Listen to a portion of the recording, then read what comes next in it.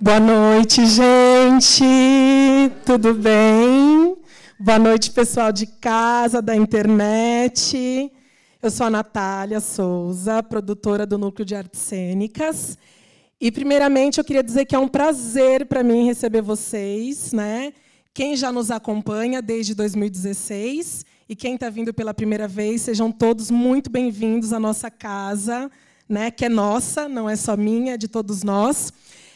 Continuando um pouco do que foi o ciclo do ano passado, né, nós trabalhamos com as linguagens artísticas. O ano passado a gente trabalhou sobre o negro nas artes visuais, no teatro e no cinema.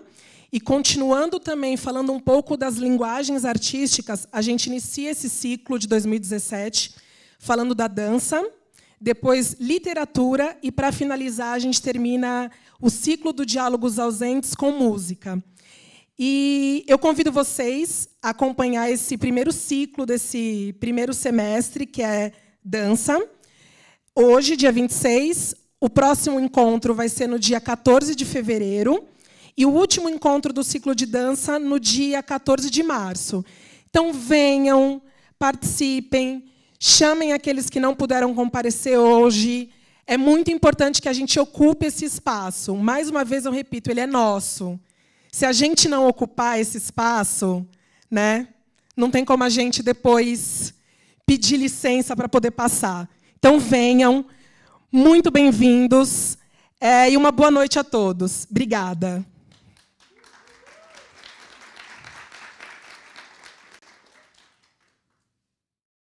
Bom, eu queria dar boa noite também a todo mundo, dizer que é com muita felicidade que a gente dá início ao primeiro Diálogos Ausentes desse ano, dançando, literalmente.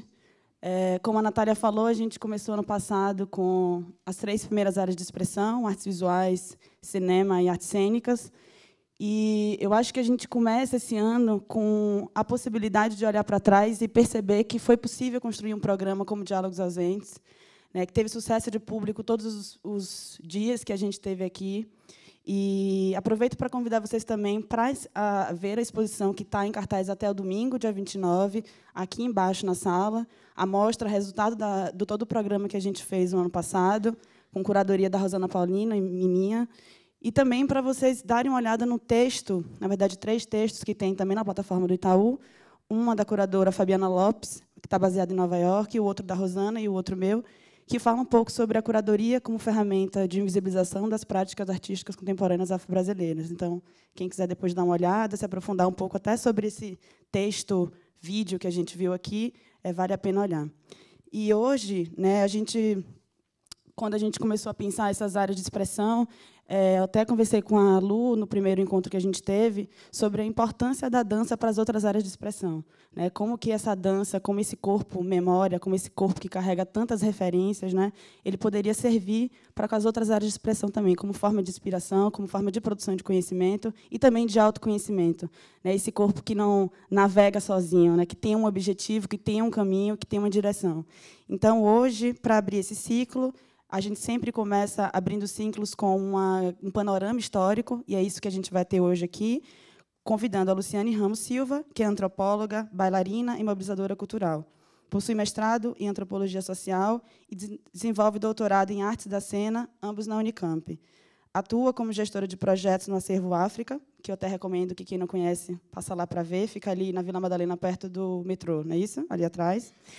Também é membro do corpo editorial da revista O Menelik Segundo Ato, que também é leitura obrigatória. Quem não conhece, dá um Google. É muito importante, um importante lugar de produção de conhecimento intelectual negro no Brasil hoje.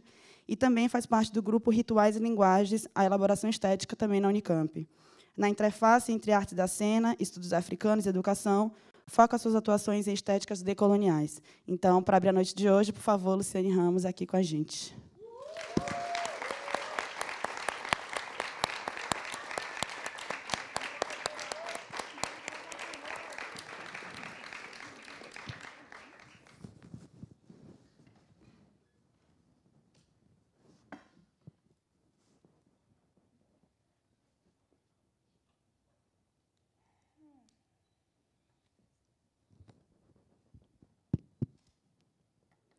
Boa noite, todas e todos.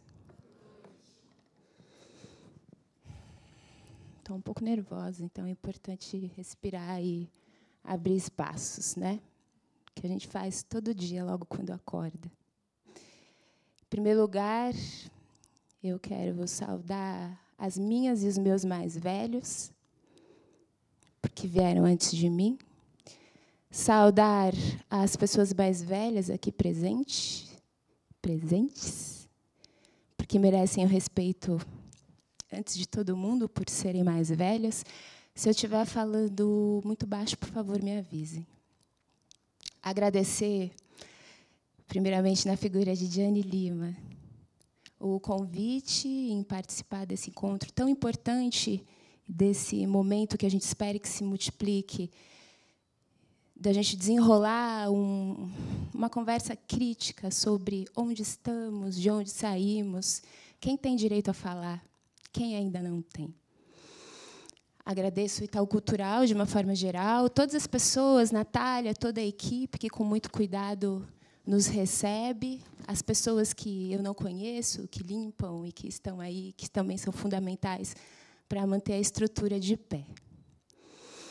Essa minha fala, eu organizei ela assim, mais ou menos 3 movimentos. E vou chamar de movimento, eu digo mais ou menos porque tem os improvisos, e daí 3 vira 4, ou talvez vire 2. Mas movimentos. E acho que movimento é uma boa palavra para a gente pensar criticamente a presença negra no Brasil. E aí, com esse nosso foco na presença negra na dança, de homens e mulheres. E já reforçando também que, ao falarmos de presença negra, falamos de sujeitos e sujeitas negras e que são brasileiros e brasileiras, né? Então, a todo momento, acho que é muito importante pensarmos nas avizinhações, né? Quem habita a cadeira ao lado, né? À frente ou atrás. Então, um pouco pensar esse convívio também, né? Então, as práticas, as anunciações negras são brasileiras e responsabilidade de todos nós. Eu pensei esses 3 movimentos, primeiro a partir de um recorte histórico, né? E, pelo pouco tempo que a gente vai ter, não vai dar conta de todos os personagens, de todas as mobilizações que essas pessoas, bailarinos, bailarinas, coreógrafas, desenrolaram aí. Eu vou começar mais ou menos nos anos 40. Essa recuperação histórica ela é muito importante por 2 motivos. Eu fiquei lembrando que tem algo como um provérbio que diz assim: se você quiser derrubar, fadar uma pessoa ao fracasso, você tira primeiro a capacidade dela de resistir, a força de vontade que ela pode ter de seguir adiante. E depois você tira a referência dessa pessoa. Daí acaba. Não resta mais o corpo, que vai ser projetado daqui a pouco. E muito menos a pessoa. Aqui também eu vou falar bastante, ou talvez vou fazer referência à ideia de corpo, indivíduo e pessoa. Pessoa construída, acho que nessas estéticas e poéticas negras, a gente aprende muito a se reconhecer como pessoa a partir das formas africanizadas de escritas de si. Esse é um termo que eu tenho usado um pouco para pensar os nossos jeitos de habitar o mundo, os nossos jeitos de falar sem o R, talvez, os nossos jeitos de mobilizar a energia, de conversar. E bonito isso, né? Deixa eu te abraçar um pouquinho.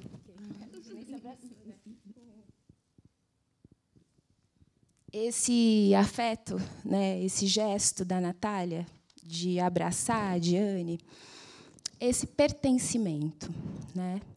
Então, é super importante a gente retomar essa história também a partir, levando em conta essas formas africanizadas de escrita de si. Vamos ver se eu não estou me perdendo. Um segundo movimento, esse vai ser um pouco mais rápido, vai ser a gente recolocar essas histórias que não são só memorial.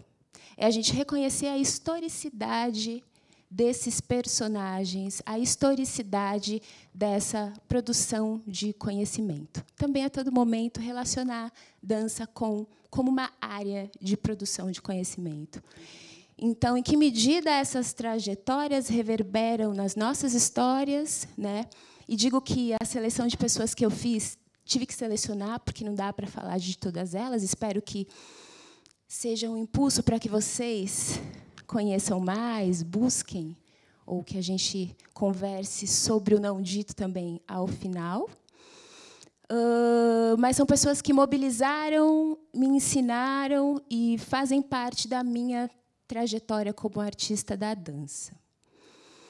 Então, mais do que um memorial, o que a gente faz aqui também é recuperar essas trajetórias e garantir a historicidade dessas caminhadas, né? E por que eu digo isso?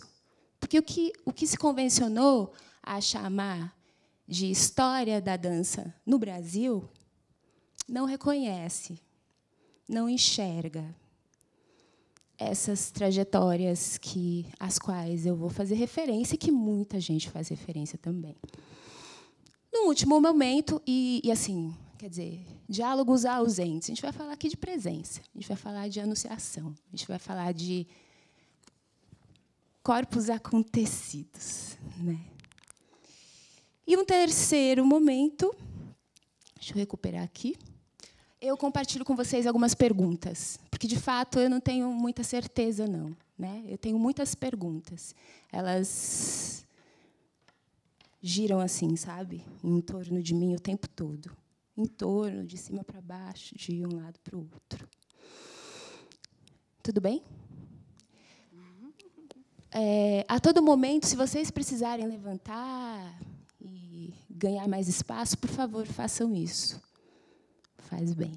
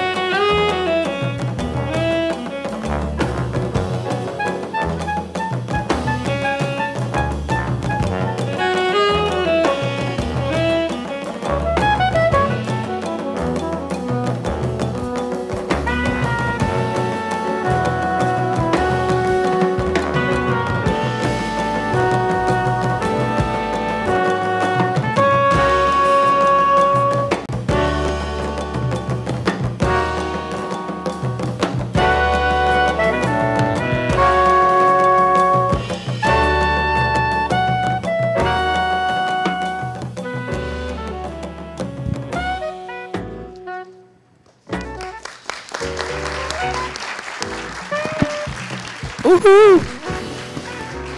Eu tenho que gritar um uhul, né, gente? Já que vocês estão batendo palma assim. Mesmo, né? Ali na apresentação do áudio disseram: e vamos ao espetáculo. Não, espetáculo não. Okay.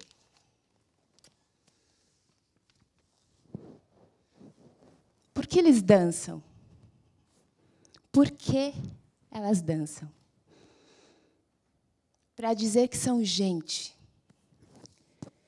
Para recuperar a humanidade. Para afirmar seus territórios e suas existências. Essa frase é do Gil Amâncio, musicista, performer, pesquisador mineiro, um dos fundadores da companhia Será Que? A gente esteve juntos no ano passado, no encontro, para discutir pedagogias de dança afro-orientadas para a formação de jovens em cursos técnicos. Aconteceu um espaço lá em Belo Horizonte chamado Cefarte. E o Gil diz isso, né? E que tem muita relevância, acho que chama atenção para a gente pensar, quer dizer, se existe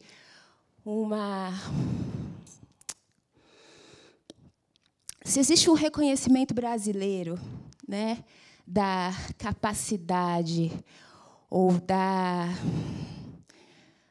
possibilidade das populações negras se comunicarem através da dança, na minha perspectiva, ainda é uma percepção superficial. O que representa a dança? O que representa o movimento na história e na recuperação da humanidade da pessoa negra? Existem expectativas e ficções. Espera-se que a gente dance bem. Inclusive que a gente tenha assim um certo dendê no sangue. Parece até que a habilidade de dançar é inata. A gente nasce dançando. Equívoco. A gente aprende, a gente estuda, a gente cultiva. Me parece que o Brasil precisa pensar sobre isso. Para pensar a dança, corpo e movimento, eu parto da materialidade do corpo, que não se desprende do seu substrato sociocultural. O corpo é a base dos nossos sentidos e da nossa apreciação do mundo. Variam noções sobre intelecto, sobre espiritualidade, variam as formas de entendimento de mundo, mas o corpo permanece. Esse substrato sociocultural atravessa os fazeres e as imaginações das pessoas. Sim, pessoas. A partir de agora, eu falo do corpo, mas não a partir da ideia eurocêntrica do indivíduo, mas da pessoa. Falei disso lá no começo, né? E, nas culturas negras, pertencer a uma coletividade, estar junto, pensar, discutir junto, nos faz pessoas.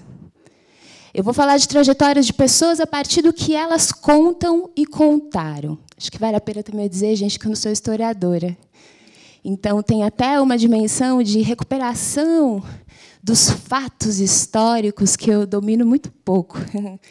Então, a gente constrói juntos. Num questionamento, vou voltar.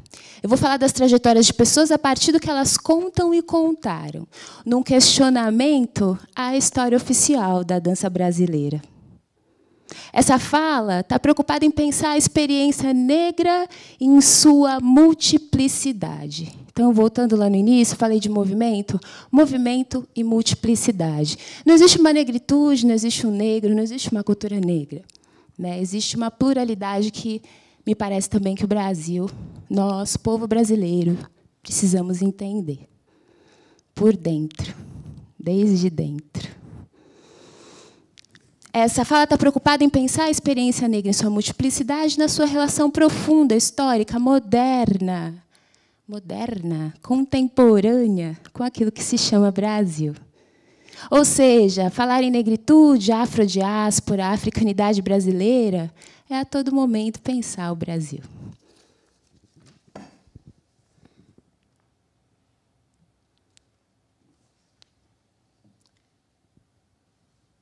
Não posso ficar olhando para lá, né?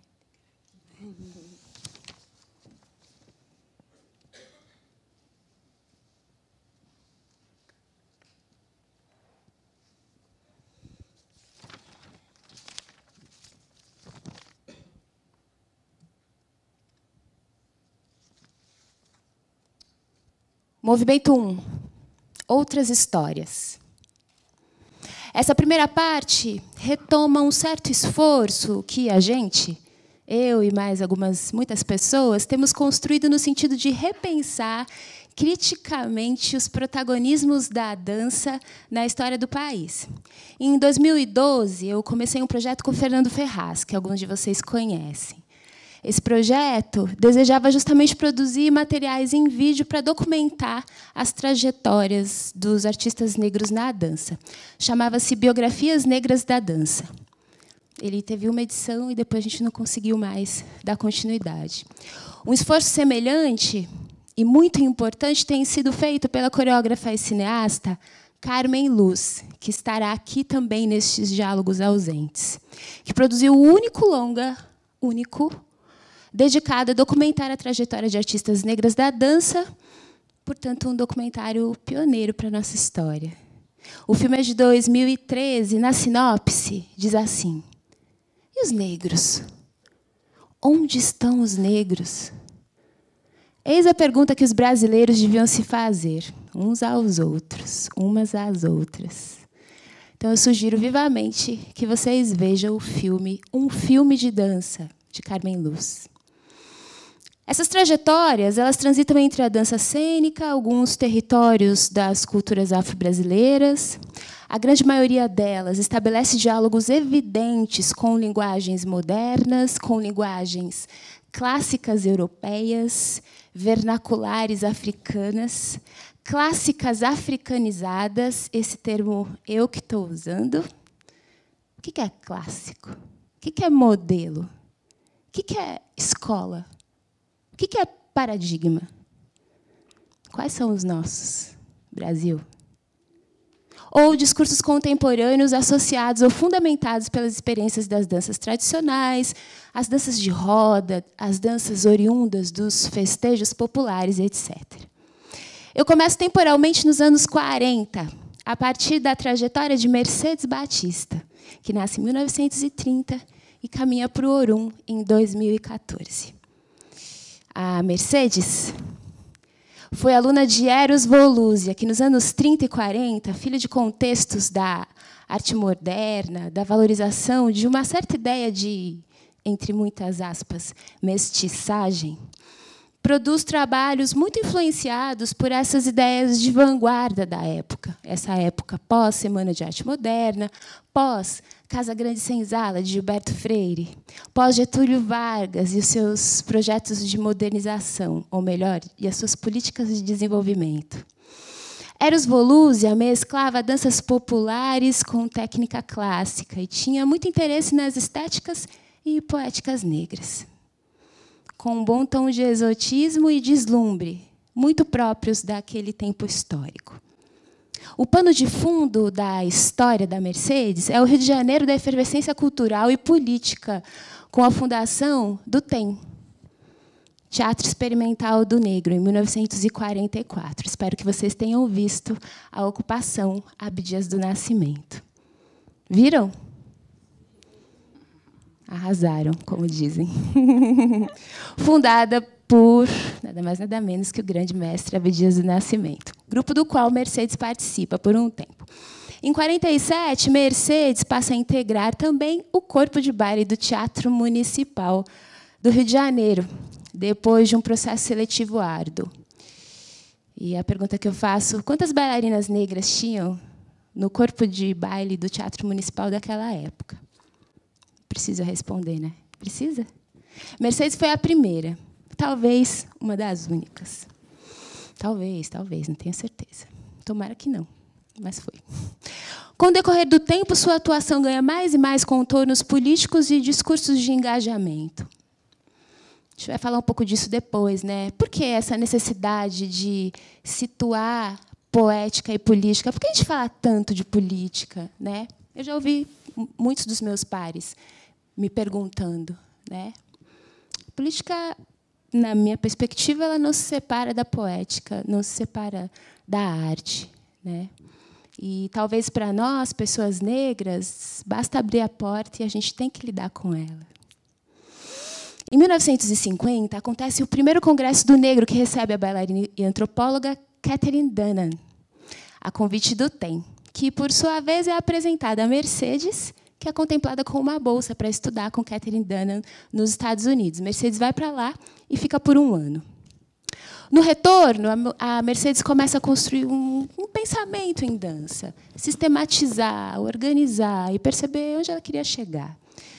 Bastante influenciado, nesse momento, pela dança moderna de Catherine Dunham. Mas, se, por um lado, a técnica Dunham propunha fundamentos pautados pela realidade afro-caribenha, sobretudo as danças do Haiti e de Cuba, Mercedes propõe uma releitura das danças oriundas das culturas afro-brasileiras. Cada vez mais se impõe a necessidade da gente falar no plural, né? Muito, às vezes eu fico até chata, mas tudo é importante pluralizar, né? Em 53, Mercedes reuniu um grupo de pessoas negras para compor a companhia, que se chamaria Balé Folclórico de Mercedes Batista. Posteriormente, surge a Academia de Danças Étnicas Mercedes Batista. Seu intento era propor uma dança fundamentada no Brasil e desconstruir os modelos mais ligados à ideia que teve seu valor, mas, de uma certa forma, restrita das danças folclóricas. Daqui a pouco a gente vai falar um pouquinho disso também. Mesclando referências da técnica clássica e danças populares. Percebam também que essa questão da mescla, do encontro, da relação, que eu tenho usado muito no meu trabalho, a partir da perspectiva da poética da relação, do Édouard Glissant, um teórico da Martinica. Procurem saber, se interessar. Então, essa perspectiva de que, primeiro, as culturas não estão encerradas em si, fechadas, né? É claro que as relações a gente escolhe. Eu escolho com quem me relacionar. A gente escolhe. Tem relações que a gente não escolhe, não. Na verdade, a gente tem que lidar com elas, né? Bom, o fato é que Mercedes Batista fará a escola e essa abordagem a partir das danças dos contextos religiosos assentadas no profano se tornam, por bastante tempo, um marco estético, porque se convencionou a chamar de dança afro-brasileira, né? No meu percurso, nessas danças, os mestres aos quais eu tive lições e aulas vieram, em grande medida, por um tempo, dessa genealogia, desse percurso Mercedes Batistas. Eu vou fazer agora um parêntese sobre a Mercedes para falar rapidamente da Catherine Dunham, que nasce em 1909 e vai para o Orum em 2006. Como está meu tempo? Só um minutinho, deixa eu olhar aqui. Estamos em 24. Estamos em 24. 24 minutos já? Sim. A gente precisa sempre de mais tempo nesse Diálogos Ausentes, viu, gente? Edu, daqui a pouco eu preciso de você. Os braços suspensos um pouco abaixo da linha dos ombros. Não tem pedestal, então eu vou ler, depois eu faço. Sem perder o espaço na cervical, crescendo o pescoço, você ganha espaço e caminha, e as pernas, a cada passo, elas suspendem. Você sente a suspensão, mas não só das pernas, mas do tronco também. Nesse caso, eu gosto de pensar em assim, como é que crescem os cabelos crespos. Os cabelos crespos crescem para o céu. Quem não tem, imagina. Porque imaginar é realizar. Né, gente? Tem gente aí da aula que eu sei. Então, tá. Ok. E daí você usa os mesmos braços, alterna as pernas e dá pequenos saltitos. Ok.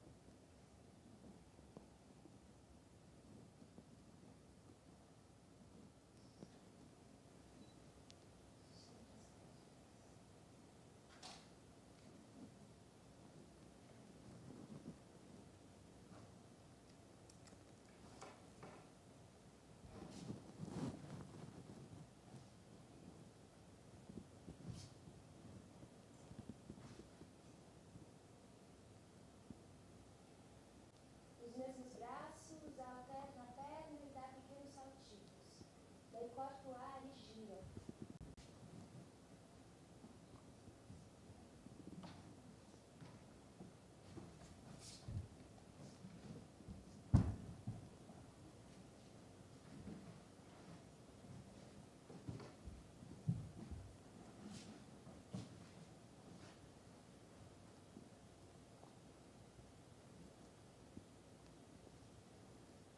Nos braços, imagine uma mulher vaidosa olhando para o espelho.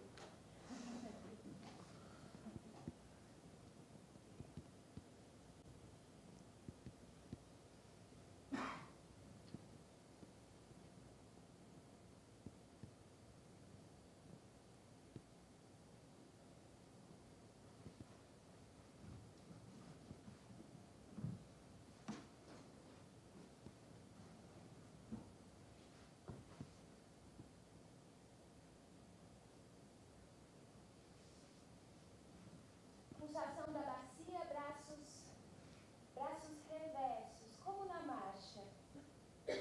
Os pés tocam o solo levemente a partir dos metatarsos. Avança como na marcha e a bacia pulsa constantemente.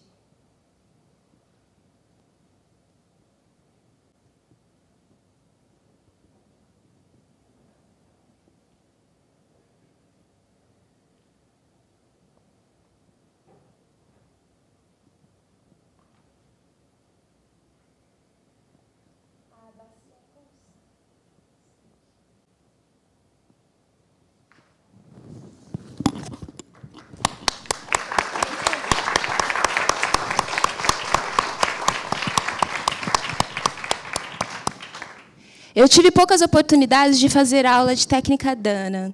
Nos Estados Unidos, eu fiz algumas aulas em São Francisco, com uma professora que eu não lembro o nome agora, mas tudo bem. Eu tenho me interessado muito pela trajetória dela por conta da minha transversalidade entre antropologia e dança. Para quem não sabe, Catherine Dunham foi uma antropóloga e bailarina.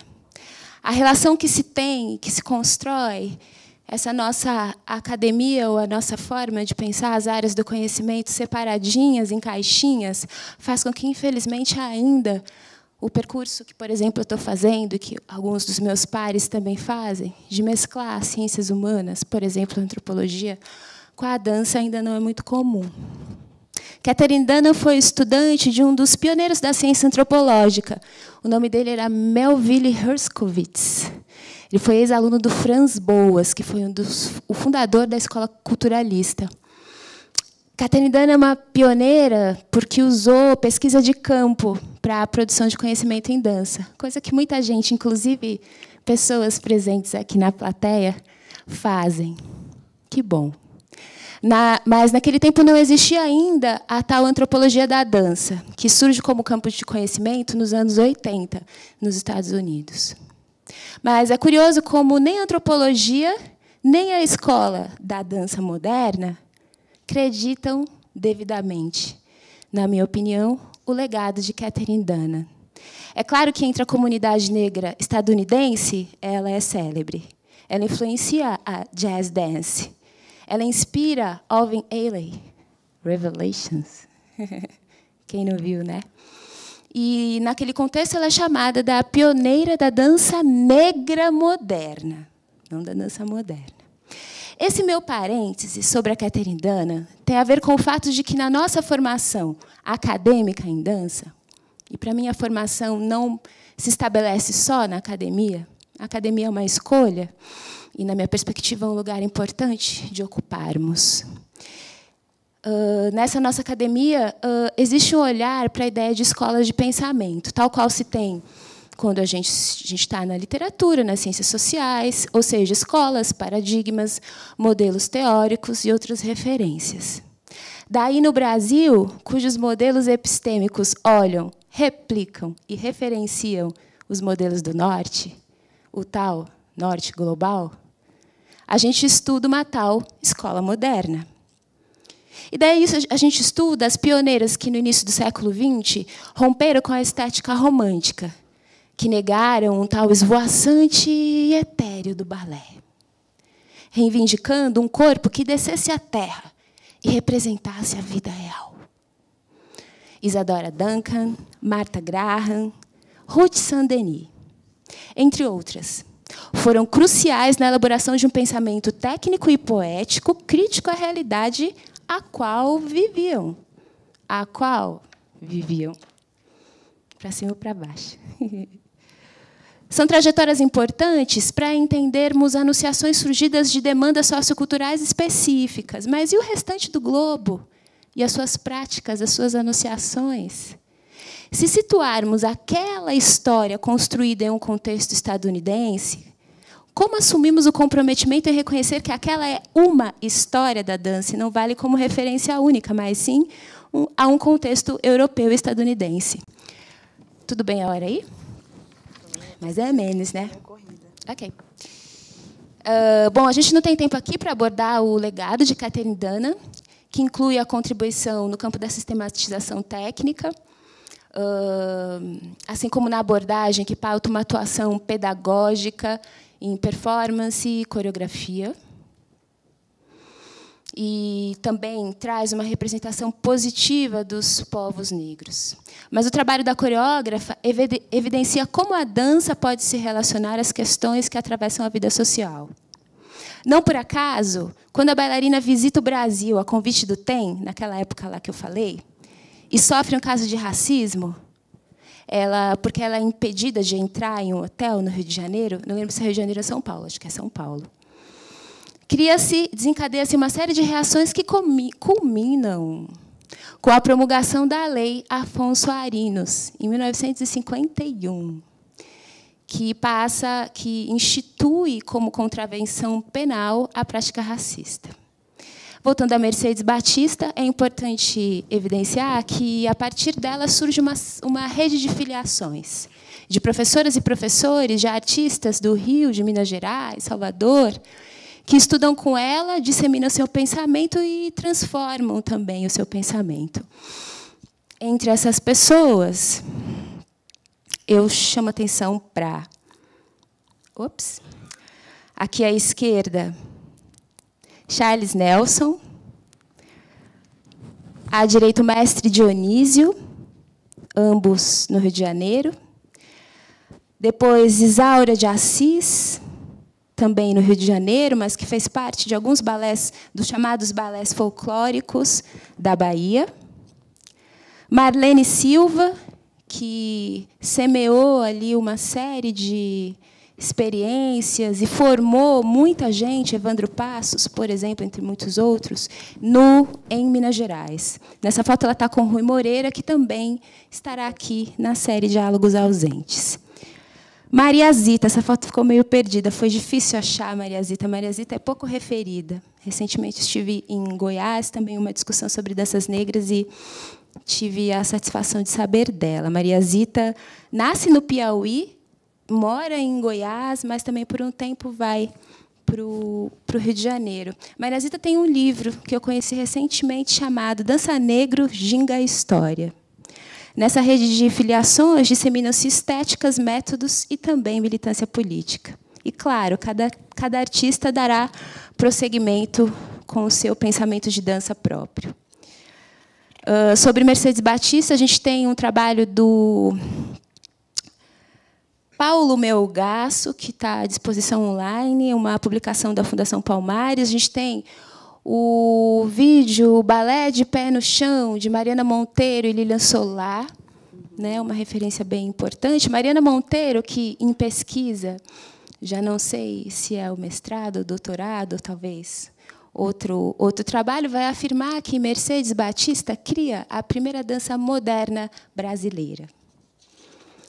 E seguimos adiante. Fangalafiô, axé, axé. Eu digo Fangaláfia e vocês digam, por favor, axé, axé. Fangalafiô, axé, axé. Fangalafiô, axé, axé. Mais alto. Fangalafiô, axé, axé. Fangalafia, axé, axé. Toda vez que o professor Clyde Morgan iniciava a aula, ele cantava essa saudação, né, que é nada mais, nada menos que uma saudação de bem-vindança, de bem-vindos, né? A Láfia de Caminhos Abertos e axé. Isso aí, que a gente sabe o que é, né? Natural de Cincinnati, nos Estados Unidos, ele dançou com José Limón, né? Um bailarino importante de um pensamento de dança moderna nos Estados Unidos, um bailarino que tinha origens latinas. Ele chega em Salvador nos anos 70 e, durante 10 anos, atua na Universidade Federal da Bahia, na Escola de Dança, também na FUNSEB e em outras entidades. Ele foi docente e dirigiu o grupo de dança contemporânea da UFBA, de 71 a 78. Essa primeira imagem aqui, eu fiz um print, um frame do filme de Carmen Luz. E a segunda é de um artista plástico, que eu não tenho o nome em algum lugar, não vou saber agora. Não tem os créditos, gente. Lu, repete o nome dele para a gente. Clyde Morgan. Com referenciais pautados pela dança moderna estadunidense, as danças africanas da África do Oeste e as danças populares e negras do Brasil, Clyde insere instrumentos de percussão nas aulas de dança da UFBA e convida capoeiristas e gente do teatro para participar, enfim, para mesclar aquele ambiente que, naquele momento, era bastante pouco negro, né? Lembrando que a Universidade Federal da Bahia, muito embora nasça em um estado, em um contexto predominantemente negro, ela tem as suas bases epistêmicas eurocentradas, né? Os fundadores da dança ali são pautados por um pensamento da dança alemã, né? Clyde traz a noção de arte total, peculiar das tradições africanas, agregando canto, dança e música. As pessoas tinham que cantar, tocar e dançar. Esse perfil multidisciplinar o faz compor figurinos, cartazes dos espetáculos com desenhos de sua própria criação. Recentemente, Clyde esteve aqui, né, em um curso com o Treme Terra, e o Clyde está sempre lá desenhando. Agora há pouco estive em Salvador e Laís Morgan, também mestra, esposa de Clyde, diz: agora o Clyde só quer desenhar. Bem, já falei isso. A grande referência da pesquisa sobre o Clyde é a mestra Nadir Nóbrega, procurem saber, que produziu tese de doutorado e um livro analisando não só a trajetória do Clyde, como também um espetáculo que ele faz chamado Por que Oxalá usa Ecodidé? Das redes de filiações de mestre Clyde Morgan, temos mestre King. Acabei de ver recentemente em Salvador um filme que fala do Bruno de Jesus, que fala dos discípulos homens de mestre King. O Zebrinha, diretor do Balé Folclórico da Bahia. Eusébio Lobo, que também estudou com Catherine Dunham, professor aposentado da Universidade Estadual de Campinas, chamado também Mestre Pavão, que tem ali uma ginga entre a academia e a capoeira. E Firmino Pitanga, entre muitos outros, é claro. Mas aí faço uma pausa aqui, dou um destaque para Pitanga, por ser uma figura importante na constituição de um pensamento em dança afro, na formação de vários artistas, né? Eu fiz aulas com Pitanga, fui parte de uma companhia chamada BAE, dirigida por Irineu Nogueira, que também foi formado, entre outros, com vários mestres, entre eles mestre Pitanga, Marcelo Midambi, Cristina Matamba, Reinaldo Nunes, Solange e muitos outros. Todas essas pessoas estão em São Paulo. Estão aqui neste plano ou já em outro plano. Quero lembrar também do Mário Guzmão, né? Uma figura fundamental na construção de um pensamento sobre arte negra. O Mário Guzmão falava sobre a necessidade da gente conhecer a história de outras comunidades negras para investir de maneira ampla em projetos brasileiros de emancipação. Esse depoimento eu vi naquele livro Alzira Está Morta, da Gole Guerreiro. Deixa eu só fazer o papel da chata. Sim. Temos 10 minutos. 10 minutos. Então, não vou dançar mais, tá bom? Poxa, a culpa não é minha. Tá, é bom. Bom, e já que a gente está falando desse contexto baiano, eu vou fazer um pequeno parênteses para rapidamente referir aos chamados balés folclóricos. Claro que não vou poder falar de todos eles, vou falar basicamente de 2. Que são o Olo do Maré, depois Brasil Tropical, dirigido por Domingos Campos, e o Viva Bahia, dirigido por Emília Biancardi. São 2 grupos atuantes em esferas diferentes. Um deles, o Viva Bahia, vai ter um movimento mais ligado à academia, ou seja, ele vai brotar, ele vai crescer muito mais no contexto acadêmico, ou ter como protagonistas muita gente da academia, né, porque nasce na Escola de Dança da UFBA, e o outro fora da academia. E Naysira Falcão, Nadir Nóbrega, Zebrinha, a quem já fiz referência, são alguns dos protagonistas dessa história. Esses grupos disseminavam, reconstituíam elementos do patrimônio cultural brasileiro. Outros balés tiveram por todo o Brasil, né? E acho também que esse meu percurso ele está não privilegiando, mas falando bastante de 3 contextos, né? 4. São Paulo, Rio de Janeiro, Minas Gerais e Bahia, mais especificamente Salvador, né? Lembrando que essas histórias elas têm braços longos e a gente vai ter que procurar muito mais para entender o que já aconteceu e o que tem acontecido em outros lugares. Infelizmente, hoje não dá para a gente dar conta dessa completude, dessa amplitude. Arrebanha, entrega, Gica. Arrebanha, entrega. Gica. Para dançar não podia. Arrebanha, entrega. Gica. Naysira Falcão. Soteropolitana. Isso é palavra, isso é aula de Naysira. Herdeira da 6ª geração da família dos Axipá, uma das linhagens fundadoras do reino de Queto. É filha de mestre Didi, sacerdote, escritor, artista plástico, e neta de mãe senhora, 3ª Ialorixá do Ilê Axé Poafunjá. Cruzando as águas da trajetória de Naysira, doutora e livre-docente recém-aposentada do Departamento de Artes da Unicamp, e Naysira é minha orientadora, uma mais velha. E falo com ela assim com bastante satisfação por ter o privilégio de ser orientanda dela. Ela lecionou na Unicamp por mais de 2 décadas e é uma das coordenadoras ou melhor, a coordenadora do grupo interdisciplinar Rituais e Linguagens, a elaboração estética. Ela foi estudante da UFBA, membro do Viva Bahia, ou melhor, do Olo do Maré, e depois saiu para o mundo numa trajetória que eu estou chamando aqui de trajetória de extroversão ímpar, porque pouca gente fez, pouca gente teve a oportunidade também de fazer. Suas inserções em territórios de tradição ioruba atravessaram o Atlântico, desembocando na Universidade de Ibadan, na Nigéria, onde obteve o título de mestre em artes teatrais. Naysira Falcão vai, nos anos 70, para uma África, mais especificamente para a Nigéria, esse contexto cultural que tem bastante a ver, não só ele, mas bastante a ver com as últimas levas de populações escravizadas que vieram para o Brasil.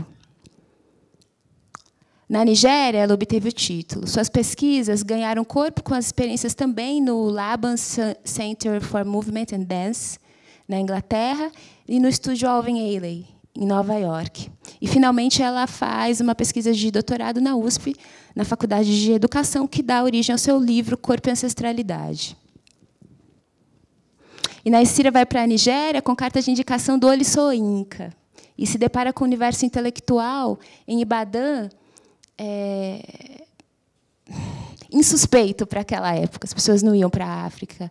E, ao mesmo tempo, as que iam não esperavam encontrar um universo intelectual tão arejado, né, e que a gente não encontrava aqui no Brasil. Faço só esse pequeno apontamento para a gente pensar como olhamos para as Áfricas, quais expectativas temos para aquele outro lado do Atlântico, quais relações construímos, relações horizontais, de igual para igual, olho no olho. Vamos trocar? essa amplitude da trajetória da Inaicira possibilitou, na minha perspectiva, um movimento muito refinado e ciente da autora, e que continua muito atual para as nossas pesquisas. Eu diria que a perspectiva da ancestralidade como atualização do vivido, essa ancestralidade que a gente troca muita ideia, e às vezes as pessoas acham que essa ancestralidade é negra. Todo mundo tem a sua ancestralidade, né? A gente estava falando sobre isso recentemente. E talvez esse conceito de ancestralidade que a Inaicira traz, ou a maneira como ela, a partir de um pensamento de dança, produz o conceito, vale a gente visitar, vale a gente esgarçar e entender melhor. E aí eu estou acabando já, eu vou falar rapidinho do Augusto Mulu. Olha, aqui tem uma imagem da Inaicira com o zebrinha e a pessoa ali do fundo que eu não Luli, lembro esse o movimento nome. que você fez tem um nome específico? O da Inaicira? É o Jicá, ok. É o Jicado do Candomblé. Uhum. Aí as fotos da Inaicira, que eu não tinha mostrado. E Augusto Mulu. Também baiano, saudoso, nos faz falta. Uniu os seus fortes laços da cultura do candomblé com a consciência técnica da dramaturgia do movimento. Contato que desenvolveu no Odin, dirigido por Eugênio Barba, onde atuou como membro colaborador da Escola Internacional de Antropologia Teatral. Ele dançou o espetáculo Oro de Otelo, O Sonho de Andersen, entre outros. O Augusto ele fazia anualmente um seminário de dança, chamado Seminário de Dramaturgia da Dança dos Orixás. Foi assim que eu conheci ele. Ele veio algumas vezes para São Paulo, e às vezes a gente ia para Salvador. E ele fazia em cidades do Brasil e fora do Brasil também. Ele trazia uma ideia de visão sistêmica do corpo, o corpo se relacionando com o ambiente. Assim como se apropriava das estéticas e das poéticas dos orixás, não numa reprodução superficial, mas no campo de captação energética, no campo de entendimento dos arquétipos, num campo de... Imagina Ogum. Como é que ele olha? Segura essa faca. Menina, assim você vai se cortar com a sua própria faca. Estabelece. Quando falamos do orixá, frase de Augusto. Falamos do tempo, das folhas, da água, do ar, do fogo. Estabelece. Ele falava bravo. Não vou conseguir fazer bravo que nem ele. Estabelece. Instaura. Instaura a energia, traz a presença. Não é a presença em incorporação. Incorpora no sentido de trazer a energia, a presença, o símbolo, o significado para as suas espirais, para os seus músculos, habita o teu corpo. Era mais ou menos assim. Um mestre. Um mestre. Essa história toda, essas poucas histórias que eu falei, são vivas e moventes. Olha aqui, Eliana de Santana e Ismael Ivo, o atual diretor do Teatro Municipal. Ou melhor, do Balé da Cidade de São Paulo. O Ismael não está aqui, não, né? Tá, podia. Helena de Santana, dançando Graciliano Ramos, Ismael Ivo, nos seus ritos, desde a zona leste de São Paulo, é da Vila Ema, família da minha mãe, até a Bienal de Dança de Veneza, até dançar Mapplethorpe. Rubens Barbot, no Rio de Janeiro, Daniel Amaro, no Rio Grande do Sul, Elísio Pita, formado na técnica Horton, e está lá em Salvador, e dançou na Alvin Ailey. Evandro Passos, Rui Moreira, fundador da companhia Será Que, dançou por muito tempo no Balé Corpo, Edileuza, Salvador. Mônica Costa e Renata Lima, minhas contemporâneas. Renata Lima, que estará aqui daqui a alguns dias. Companhias recentes, jovens. Ricardo Januário, que ganhou o prêmio Denilton. Qual que é o sobrenome? Denilton Gomes. Bailarino Revelação. Palma, gente. Tem premiado na plateia. Companhia Treme Terra, Companhia Sansa Croma, Companhia Fragmento Urbano, Canzelo Muca, Kleber Lourenço. É muita gente, é muita história, é muita multiplicidade. A gente não é uma coisa só. É muita contemporaneidade, muito embora não queira que a gente seja, a gente é. Um beijo. São configurações diversas para pensamento sobre a presença negra no Brasil, que é diáspora, que é isso, tentáculos, que vai para todos os lugares, é raiz de baobá, que vai para o centro da terra, é cabelo crespo, que cresce para cima. Daí a gente pensa o quê? Metáfora. Não tem a coisa lá? Pensa em energia que vai para baixo e te leva para o centro da terra, e aí ganha espaço entre as vértebras, cresce. É baobá, é tentáculo, é cabelo crespo. A gente vai significando. A gente vai trazendo isso para a nossa realidade, que é nossa, que é brasileira, né? Artistas de diversas anunciações, já estou acabando, que fazem espetáculos, teses, encontros. Elas tiveram até que trocar, que cansaram. Obrigada, viu, meninas? Depois eu vou saber o nome de vocês. Rede Terreiro Contemporânea, que começa em 2009, e é um espaço de reflexão sobre a multiplicidade de fazeres e abordagens das danças negras, a partir das experiências das gentes de pele preta, como diz o Rui Moreira. O EIDAN, Encontro Internacional de Dança, proposto pelo Elísio Pita. A gente foi para lá no 2000, faz tempo, 2001, 2002, com a BAE. O Encontro Dançando Nossas Matrizes, o FAM, o Fórum Permanente de Danças Contemporâneas e Corporalidades Plurais. Estamos aqui, estamos tentando discutir, tentando falar sobre as multiplicidades e tentando, sobretudo, estabelecer relações. Aí vêm as questões e acaba, quer dizer, continua a nossa conversa.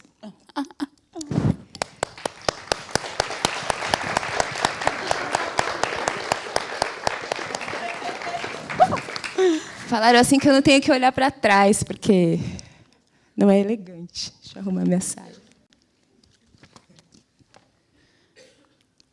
Quer abrir para a pergunta? Né? Então, como nossa diversidade é compreendida na experiência do Brasil contemporâneo? Como essas histórias estão interseccionadas por multiplicidades de perspectivas, ideias e corpos? Como respondemos criticamente a um contexto hegemônico, onde poucos se interessam em conhecer as nossas propostas estéticas e poéticas? E, se discordarem de mim, por favor, discordem e me digam. Estou a fim de conversar. Que são inevitavelmente políticas e que, entretanto, estigmatizam os nossos fazeres, tendendo um pouco para que eu chamei de multiculturalismo vencido, porque faz ódio a uma diversidade que não é respeitada de fato. Eu já não sei se eu penso em diversidade ou se eu faço que nem o Stuart Hall, que falava de diferença. E tende também para a negação dos seus privilégios, que são de raça, e raça não é biologia, construção social, que são de classe, que são de gênero. E a gente sabe que essas três instâncias se interrelacionam. Como geramos espaços que reconheçam a criatividade, os conflitos, as contradições, elas estão aí o tempo todo.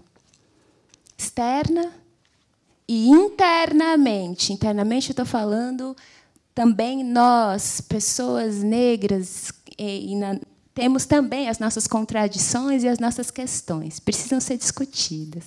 Como discutimos criticamente para além da louvação entusiástica e a crítica das culturas africanas? Que bonito! Que figura! Nossa, como ela dança!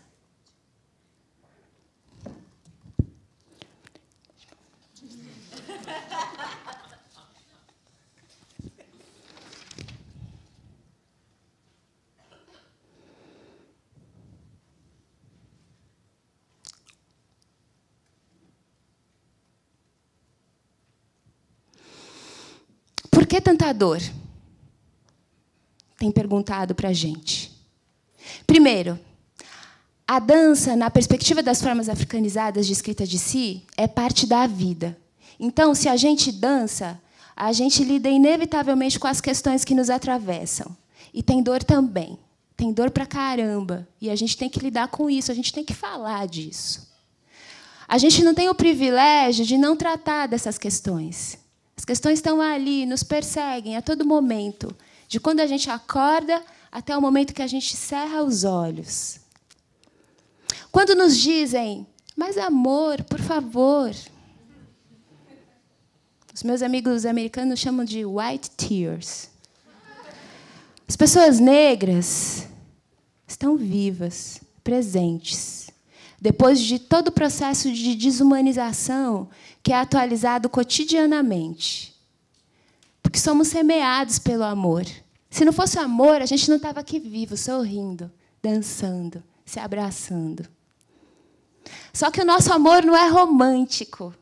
Esse amor que a sociedade patriarcal, capitalista, imperialista e supremacista branca, que eu sou fã da Bell Hooks, insiste em entuchar no nosso corpo. Mas o amor faz a gente sobreviver, né? Esse amor relacionado com todos nós, brasileiros e brasileiras. Viu, gente? É preciso reavaliar as nossas histórias em relação umas com as outras e refletir sobre a colonialidade dos encontros. Esse nome é horrível, mas eu estou falando muito disso na minha vida também. Colonialidade.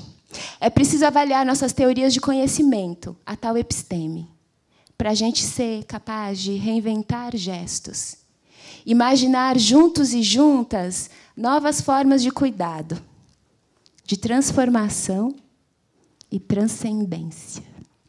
Obrigada.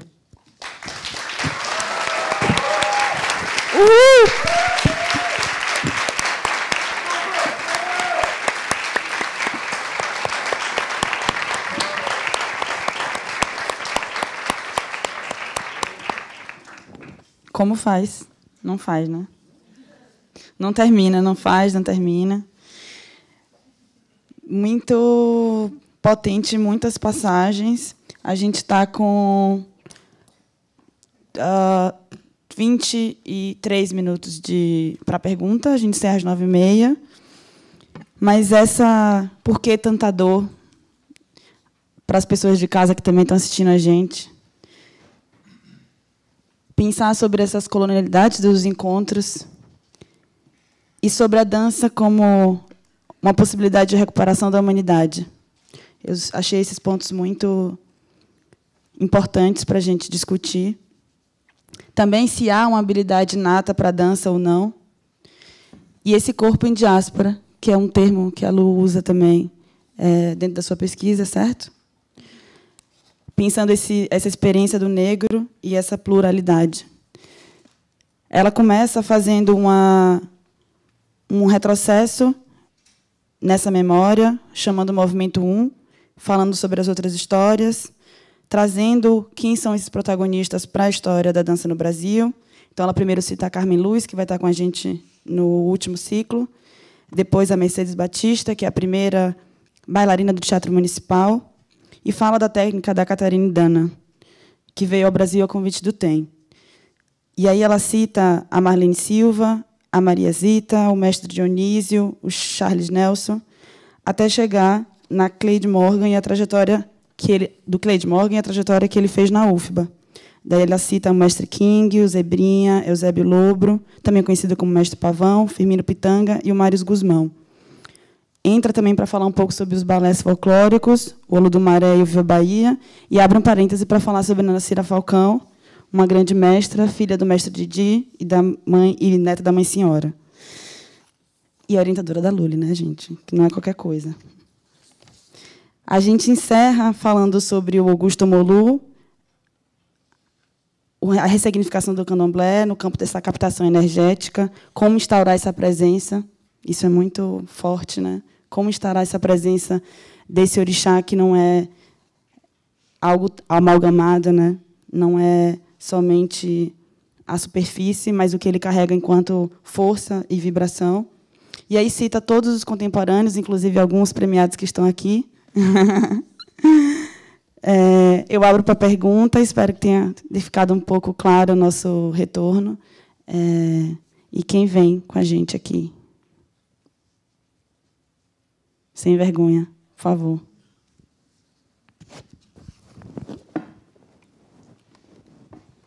Eu estou muito feliz de ver algumas caras aqui, que são pessoas que me acompanham, pessoas que eu conheço mais à distância. É o mestre Antônio Nóbrega, que cá está. Sim? Muito bem-vindo. E digo que fico feliz sem celebrização, né? A gente é humano, de carne e osso, todo mundo vai embora. Mas porque esse bate-bola, ele é muito importante, né? Essa escuta, essa apreciação. O que ele está falando? O que ela está dizendo? Mas por quê? E quando eu falo, eu estou enrolando vocês para vocês terem vontade de levantar Terem e falar, tempo. tá? Senão eu vou desastrar nas minhas perguntas aqui. Porque é super importante que a gente construa, que a gente trave diálogos críticos. É super importante que a gente discorde e que a gente converse. Está faltando isso muito, da porta para fora. Não é só na dança, não é só na arte. É na nossa experiência cidadã. A gente não conversa. A gente não conversa, a gente não discute criticamente, porque a nossa educação colonial, colonizada ainda, ata as nossas energias.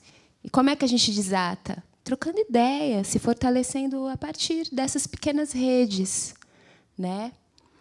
Então, a gente tem que falar. Fala. Eu sempre fico pensando muito, quando olhando para a dança, em nós que não somos profissionais da dança, né? E aí eu me coloco nesse lugar, como que a gente consegue também instaurar essa predisposição em busca desse autoconhecimento através do corpo, né? E eu sei do seu trabalho na Sala Crisantempo e venho observando e tentando também em busca desse lugar de imersão dentro de mim mesma, né? Então, mas ao mesmo tempo fico pensando o quanto que é difícil partir para a ação.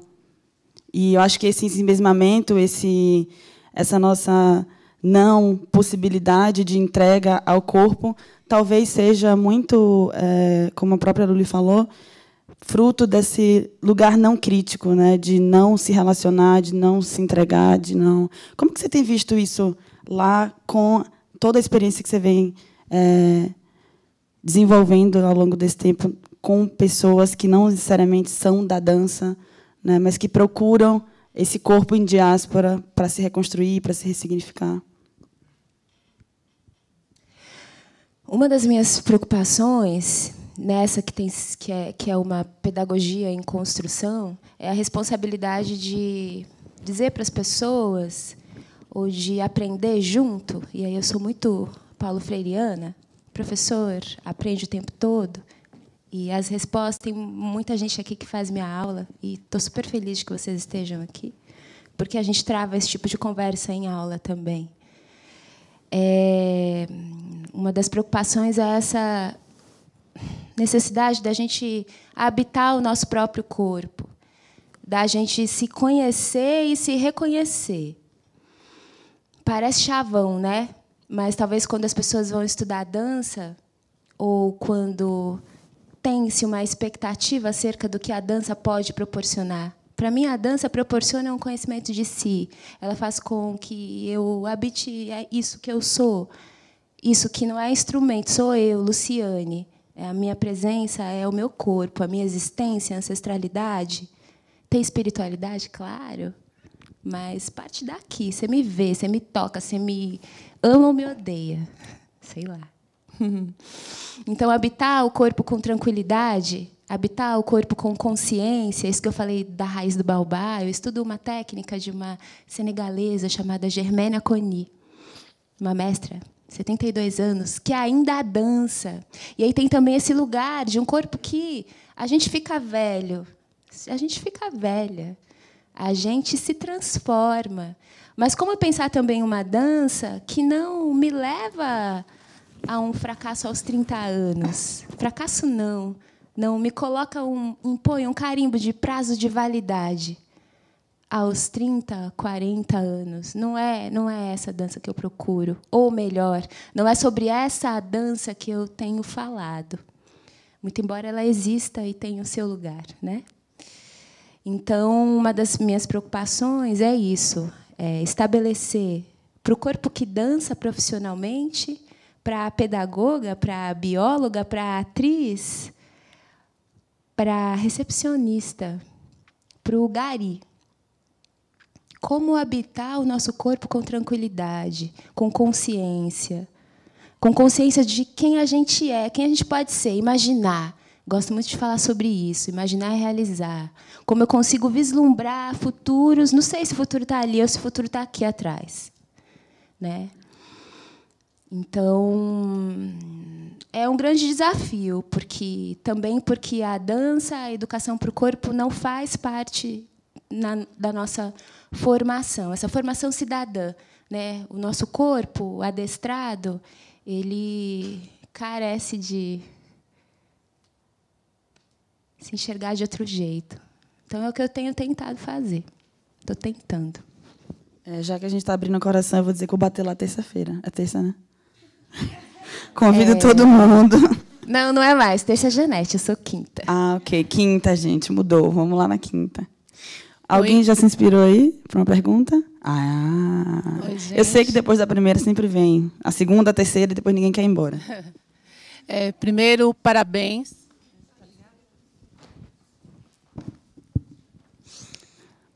Falar no microfone, porque a gente está gravando isso.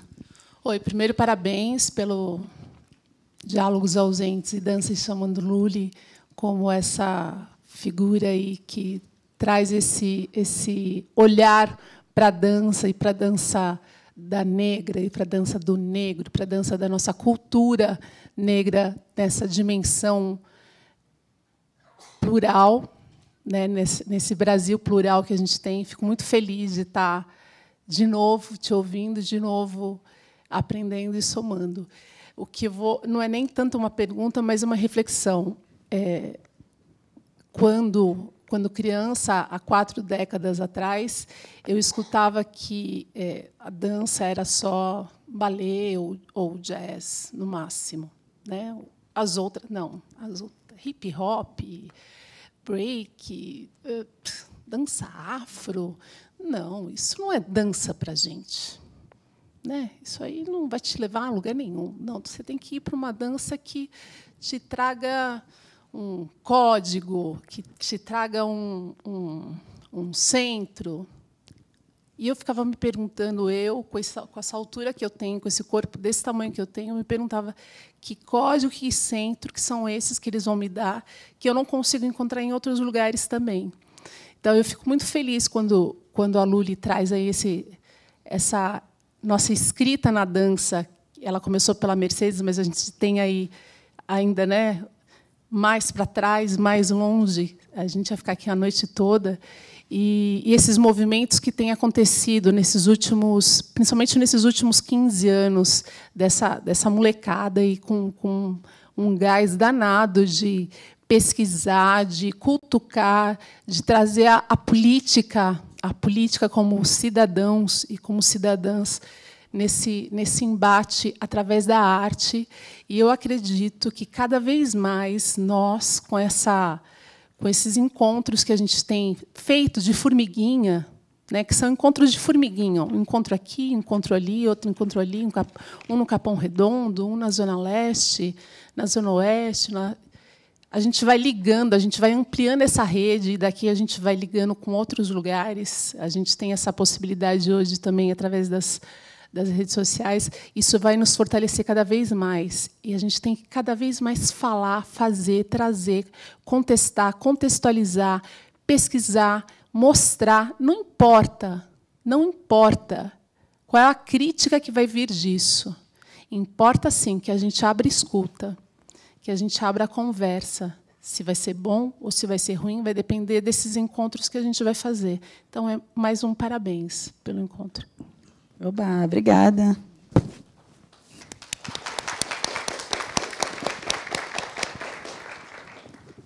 Juliana? Coragem. Tem uma aqui antes. Aí tem assim, a Juliana, Sérgio Adriano, artista que está participando da nossa exposição, a Aline Mota, que está ali escondida atrás, que eu estou vendo também. Eu tenho uma perguntinha só, de curiosidade pessoal sobre a sua trajetória. Queria saber o que veio primeiro, a antropologia ou a dança, e se uma levou a outra ou se elas se encontraram ali na frente depois. Como é que foi isso para você? E claro, muito obrigada por estar compartilhando de uma maneira tão incrível, tanto conhecimento, tantas coisas tão incríveis, e acho que está todo mundo aqui meio abalado até Abalado, porque todo mundo chega no corpo mesmo, né? De fato, isso. Enfim, obrigada. Vai sair todo mundo como? Cambaleando. Quer passar mais, depois eu vou responder? Pode ser, pode ser. Qual o seu nome? O meu? Bárbara. Bárbara.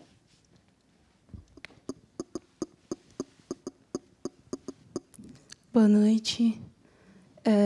Meu nome é Juliana, estou um pouco nervosa. Primeiramente, eu queria agradecer pela partilha. Eu acho que o nome, né, já diz muito, Diálogos Ausentes. Eu acho que aqui é um lugar onde a gente pode se colocar no lugar de fala, de fato, porque é coisas que trazem uma referência daquilo que somos e de onde viemos, sabe? Estou muito contente por se sentir referenciada dentro dessas imagens. Eu acho que muitos dos lugares que a gente passa dentro do campo acadêmico e muitas vezes da vida paralela que a gente leva para conseguir viver na arte, viver na dança, a gente não se reconhece em muitos espaços. Muitos espaços eu me sentia invisível. Usando um termo que eu adotei para mim, eu trago como reflexão, que, aliás, é o meu irmão Douglas aqui que trouxe para mim, que é de um corpo-território. E esse território, de que forma ele é descolonizado, né? E de que forma ele tem sido pressionado a cada vez mais perder espaços, e aí pensando também nesse corpo e nessa verticalidade que vai sucumbindo, de fato, à nossa existência e às nossas referências. E como diz que um povo que não conhece a sua história é um povo que não existe, eu acredito que esse espaço é um espaço de ressignificar a nossa existência dentro dos lugares, principalmente dentro de um espaço como esse, que é um espaço que pouco habito por conta da geografia mesmo da cidade, que moro no outro lado de São Paulo, Zona Leste, fundão de lá. E discussões como essas aqui são importantíssimas, porque daqui a gente leva para os nossos pares, né? Pensando nesse corpo, acho que também trazendo uma reflexão também, que é um corpo político já e poético, como a gente referencia ele dentro dos espaços que a gente habita de fato, que são nas periferias, sabe? Porque a gente entende que a dança contemporânea ela é muito eurocentrada. E, de fato, a dança contemporânea, quando ela está num corpo negro, é a dança contemporânea negra. E aí, como que funcionam essas referências, sabe? Porque, às vezes, eu me sinto um pouco perdida, porque eu vou para um espetáculo, eu trago as minhas referências, mas as minhas referências, por virem de danças negras, elas são referências de uma dança contemporânea negra. E quando as referências vêm de danças clássicas, elas são a dança contemporânea, de fato, em toda a sua plenitude, considerada assim socialmente. Pensando aí nesse corpo contemporâneo e nas suas referências, o que seria, sabe? Não sei se eu fui clara. Obrigada pelo espaço. Temos 7 minutos. Rápida. Estou aqui borbulhando de coisas e, né, como a Ju já trouxe essa questão da periferia, e é uma coisa que a gente pensa aqui enquanto fragmento e tenta dar lugares de reflexão para isso. Fico atento a essas novas construções desse corpo negro dentro das periferias, que já é resultado dessas referências de dança e que se constroem no micro para o macro, dentro das nossas famílias. O referencial está ali. E quando a gente vai para esse pensamento de arte eurocêntrica, a gente se perde, né? E quando a gente volta, a gente fala, puta, quanta coisa perdi.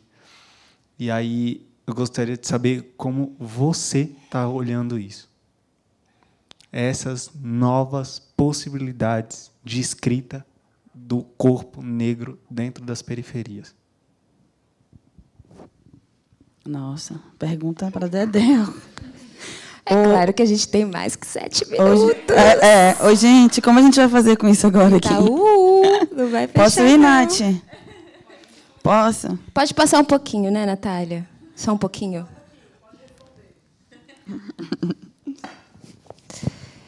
Uau. Primeiro que a Jo fala a respeito dos códigos e das redes de encontro, as redes de encontro. Eu sei que foi um comentário só, mas acho bem importante. O caminho é sem volta. Eu vou chegar nisso também quando for falar sobre a pergunta do Douglas. Não tem mais volta, porque a gente está invertendo a engrenagem. Mesmo que o sistema pese, ou mesmo que o sistema caminhe de um jeito onde as relações de poder são absolutamente desequilibradas, as coisas estão vagarosamente mudando, mais devagar do que a gente gostaria, mas estão mudando. E as referências, os códigos, as linguagens, o que a gente produz é linguagem, né? A maneira de se comunicar, as referências, os espaços legitimados de poder.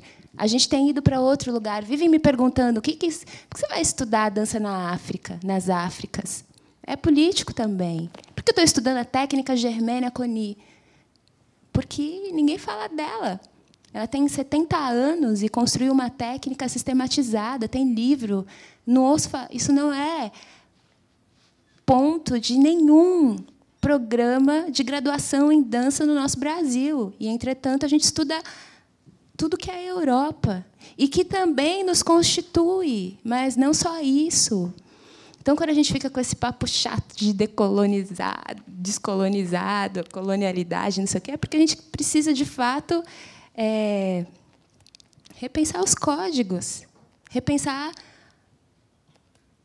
as ciências, as teorias de conhecimento que a gente se embasa, né?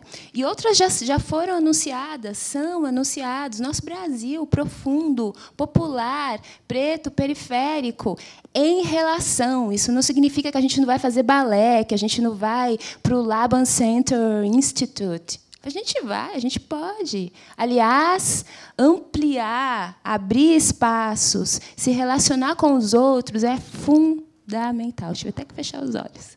É muito importante. Relação, relação, relação. É muito equívoco. Também não tenho tanta certeza assim, né? Parece que eu não sou a dona da razão, não. Estou pensando muito sobre isso. Bárbara, obrigada. Obrigada pelo que você falou. Isso que essas coisas, esse corpo que levantou, sentou e que às vezes ficou meio confuso também. Eu quis pensar uma fala que não fosse só palavra-papel, porque palavra-papel a gente já tem muito, né? Pouco corpo, pouco músculo, pouco sangue fervendo. A gente precisa de mais sangue, a gente precisa de... né? Então, que bom que afetou um pouco, e vocês não ficaram tão confusos, mas ficaram tudo bem também. Minha trajetória.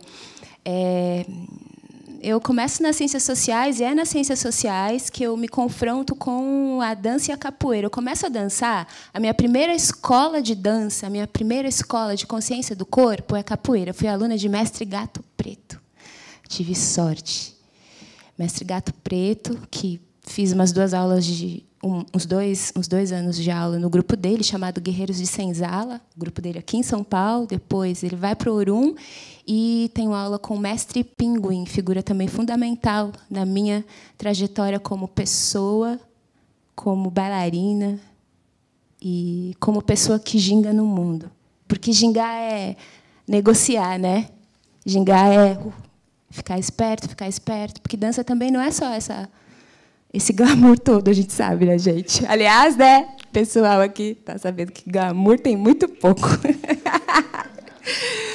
E nas ciências sociais eu me confronto com uma realidade onde eu fazia aula na Escola Municipal de Bailados. Eu fui fazer balé porque diziam muito que o que eu fazia, porque fazia parte de um grupo lá também chamado Aluvaie, que nasce dentro do grupo de capoeira, dirigido pelo Pinguim.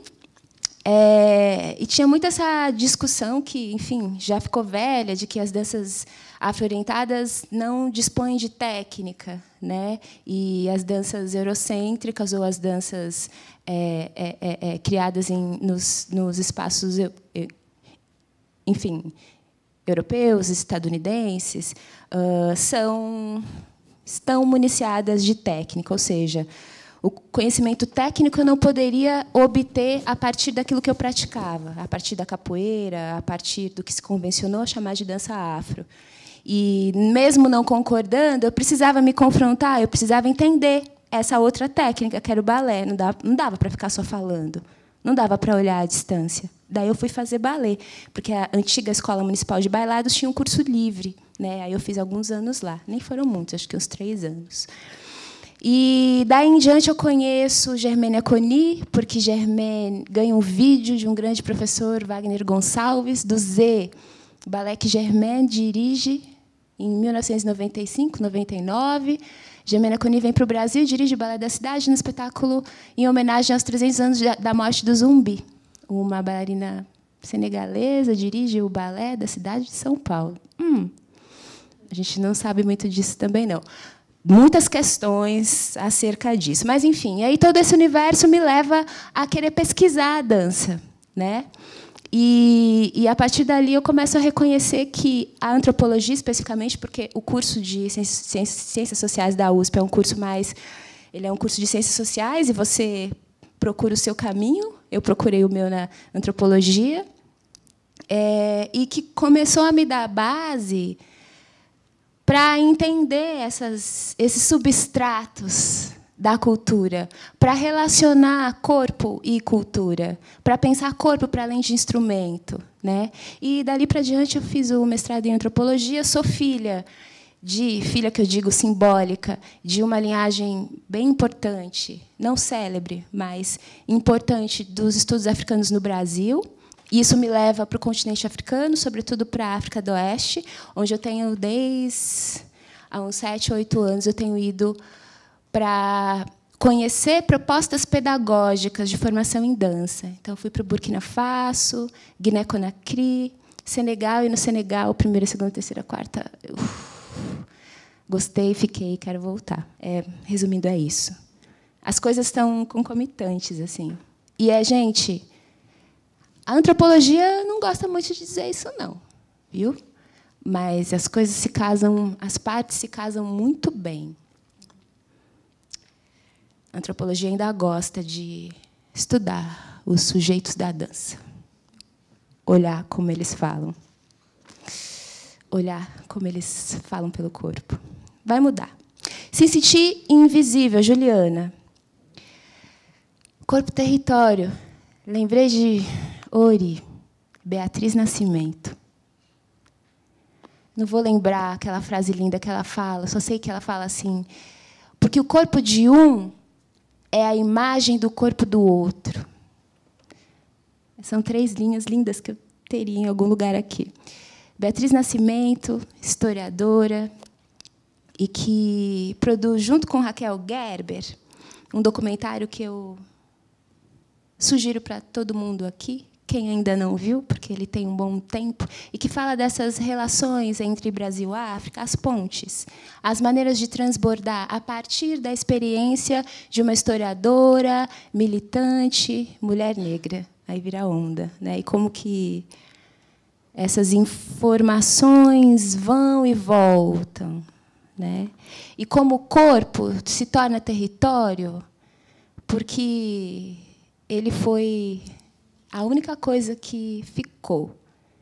Eu ia dizer que sobrou, não sobrou, não. Ficou. E foi a partir dele que a gente se reinventou. E a territorialidade, putz, aí a gente vai ter que ir lá para os quilombos, né? História, a gente tem que estudar. Beatriz foi uma pesquisadora dos quilombos, das suas relações com a terra, das suas formas de consciência. Se a gente pensar, o que é a liberdade? Outra ficção que se tem sobre as experiências negras. Parece que a gente está largado. Eu uso muito essa metáfora na minha aula. Lançar o corpo no espaço. Parece que a gente... Não dá para ser assim, porque sem centro, sem eixo, sem consciência, a gente não avança, não tem revolução, não tem mudança, não tem transbordamento. Aí a gente volta e entende como é que os quilombos, né, Arthur? O Arthur está aqui. Como é que o quilombo se virou? Como é que a quilombagem aconteceu? Né? Não foi acaso, não foi sorte.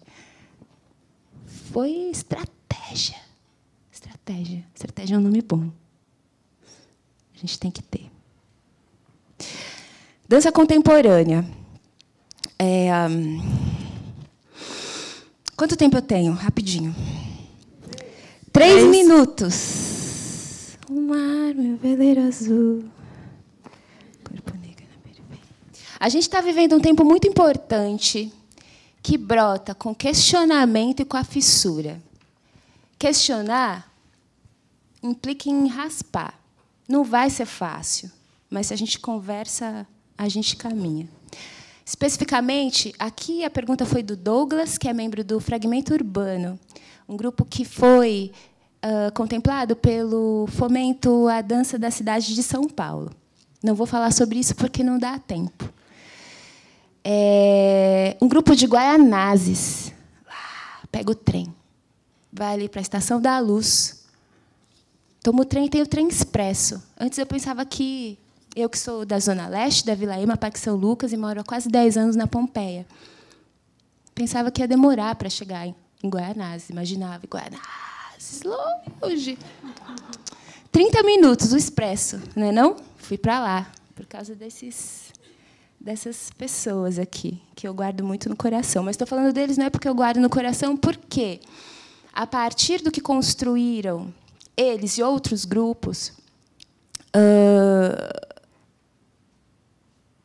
mobilizando os saberes populares, mobilizando as formas africanas de escritas de si, e um pensamento de dança que deu origem a uma experiência, quem teve a sorte de ver, Encruzilhada, um espetáculo, uma performance, uma anunciação de arte, de dança, feita na rua. Quem não viu, veja, recomendo. E se não gostar, fala para eles que não gostou também. Então, é um novo tempo, porque essas pessoas estão chegando, escrevendo projeto, com competência, com argumento, com referência. E essas propostas vão ser oferecidas para uma certa hegemonia, ainda é isso, né? A gente tem, quer dizer, agora falando especificamente do fomento à dança, quer dizer, um território ainda habitado por poucos, ainda habitado por pessoas que selecionam, que vêm de um contexto semelhante. Quando eu digo semelhante, é lugar de classe e raça. Vamos falar claramente, raça, classe, essas coisas existem, não são abstrações. A gente não fala sobre isso, aí rola um ranço, um medo. Raça, raça, gente, é isso aí. A raça humana também. Né? Mas quando eu saio ali daquela porta para fora e entro no banco, alarme. Falei, quem não tem um trauma do alarme. Faz diferença? Faz diferença. Por favor, entendam. E essas pessoas estão aí, né? Não só para o confronto, mas também para trazer essas questões que vêm de Guaianazes, essas questões que vêm dos mestres que eles visitaram no Nordeste quando fizeram o fragmento na mala, que vem de Moçambique, que fez eles atravessarem o oceano. É rico pra caramba. Isso pluraliza a nossa perspectiva contemporânea, né? Quer dizer, o que é o contemporâneo? Para além dos teóricos, porque aí é outra história. né? Além de um pensamento estético, além de escola, não se diz escola de pensamento, mas além de um conjunto de ideias que conformam, sim, esse pensamento em relação a outras linguagens, em relação à diversidade linguística, em relação à liberdade do artista de produzir as suas próprias escritas. É claro, isso existe, isso não pode ser esfacelado também. A gente quer dialogar com isso também. Mas estamos no mundo, estamos falando sobre isso também. Talvez eu não vá usar o Agamben, né? Talvez eu vá trazer o João Rufino, a Achille Mbembe, talvez a Bell Hooks. Talvez. A gente também está propondo outras epistemologias. A gente também está dizendo, vamos conversar, esse cara que falou sobre essa coisa, vale ir para a Europa. Para mim, para nós, será que vale? Não é um questionamento ao Agamben especificamente, não, tá, gente? Foi só um pequeno exemplo. Periferia, possibilidades. Acho, sim, a gente tem muitas possibilidades. E acho, sim, penso, sim, que elas se ampliam na medida que a gente dialogue. Estou sendo bem repetitiva, mas me parece também que não tem outro caminho. Se, por um lado, essas pessoas estão chegando, não só invadindo territórios, chegando. Às vezes a gente pede licença, às vezes não dá, tem que